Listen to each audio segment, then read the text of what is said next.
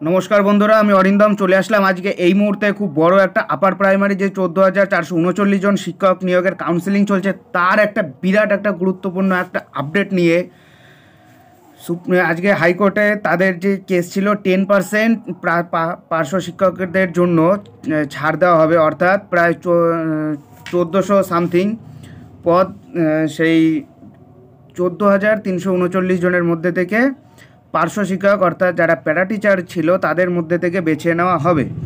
So সেটা নিয়ে কেসের আজকে রায়টা আজকে দিয়ে দিল। আপনারা কিন্তু সবাই জানেন যে এটা নিয়ে অনেক দিন ধরে কেসটা কিন্তু উঠছিল যে প্যারা টিচাররা কি এর ভিতরে কি মানে তাদের সংরক্ষণ কি থাকা কি উচিত, এটা নিয়ে কেস হচ্ছিল অনেক দিন ধরেই। সো ভিডিওটা আপনাদের কাছে খুবই গুরুত্বপূর্ণ হতে চলেছে। সো ভিডিওটা স্কিপ না করে প্রথম থেকে শেষ পর্যন্ত দেখুন।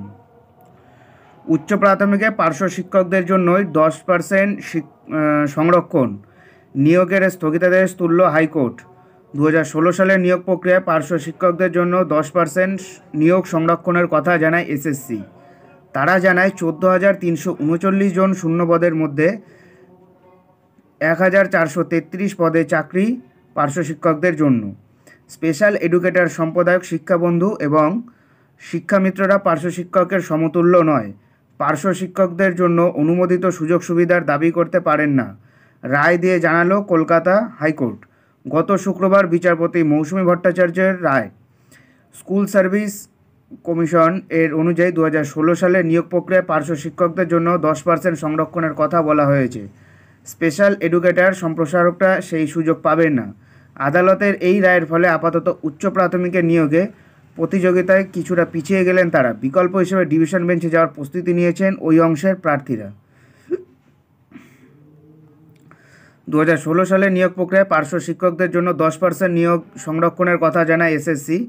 তারা জানায় 14,339 শূন্যপদের মধ্যে 1,433 পদে চাকরি পার্শ্ব শিক্ষকদের জন্য। ওই সিদ্ধান্তকে চ্যালেঞ্জ করে হাইকোর্টে মামলা করেন স্পেশাল এডুকেটর এবং সম্প্রসারকরা। 2018 সাল থেকে ওই মামলাটি চলছিল কলকাতা হাইকোর্টে। ওই সংখ্যক পদে নিয়োগের উপর স্থগিতাদেশ দিয়েছিল আদালত। শুক্রবার হাইকোর্ট জানায় নিয়োগ প্রক্রিয়ার নিয়ম মোতাবেক 10% সংরক্ষণ শুধুমাত্র পার্শ্ব শিক্ষকদের বরাদ্দ, সেখানে অন্যদের দাবির বৈধতা নেই। পার্শ্ব শিক্ষকদের আইনজীবী সৌমেন প্রামাণিক বলেন, আদালতের এই রায়ে আমরা খুশি, আমাদের অধিকার অক্ষুণ্ণ থাকলো।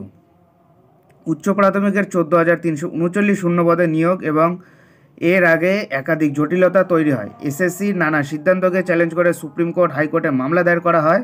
সাম্প্রতিক হাইকোর্ট কাউন্সেলিং শুরু করতে নির্দেশ দিয়েছে, যদিও এখনও পর্যন্ত কাউকে নিয়োগ দেওয়া হয়নি। কাউন্সেলিং চলছে তো চলছে, কবে শেষ হবে কাউন্সেলিং তারও কোনো ঠিক নেই।